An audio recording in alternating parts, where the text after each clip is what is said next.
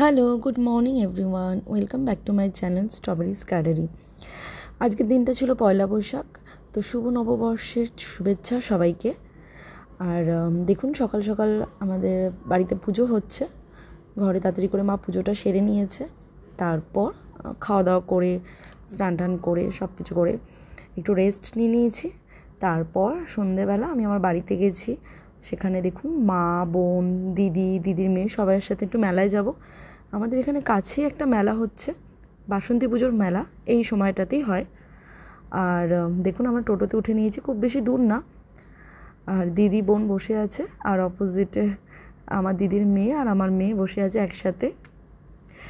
তো মেলায় ঢুকেই আমরা ফার্স্টেই মণ্ডপের ভেতরে যাব মাকে নমস্কার করার জন্য।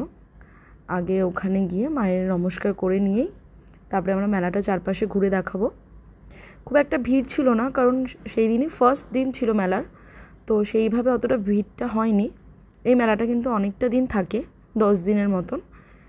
তো মোটামুটি এখনও সেইভাবে দোকানপাট সেইভাবে সাজিয়ে উঠতে পারিনি, কারণ অনেক কাকুর দাদাগুলো দোকান টোকান সাজাচ্ছিল ফার্স্ট দিন বলে।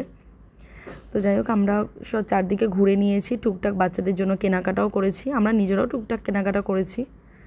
তারপর কেনাকাটা করার পর ওরা দোলনাতে উঠবে, ড্রাগন ট্রেনে উঠবে আমার মেয়ে।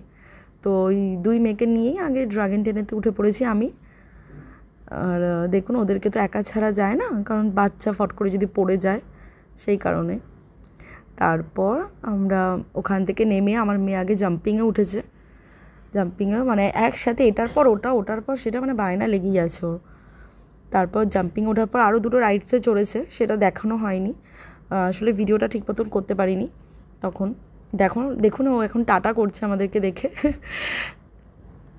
তারপর ওই 2 রাইডসে চড়ার পর তারপরে টুকটাক খাওয়া দাওয়া করে নিলাম। মেয়েও খেলো, ও টুকটাক কিছু কিনলো। তারপর আবার তাড়াতাড়ি করে বাড়ি চলে এসেছি, কারণ অনেকটা রাতই হয়ে যাবে। তো ভিডিওটা যদি ভালো লেগে থাকে তাহলে প্লিজ লাইক, কমেন্ট, শেয়ার করতে ভুলবেন না। আর একটা কথা, নতুন বছরটা বাড়ির সবাইকে নিয়ে, প্রত্যেকটা মানুষকে নিয়ে, আত্মীয় স্বজন নিয়ে ভালোভাবে কাটাবেন, ভালোভাবে থাকবেন। আর আপনারা কীরকম আনন্দ করেছেন আমাকে অবশ্যই কমেন্টে জানাবেন। Thank you.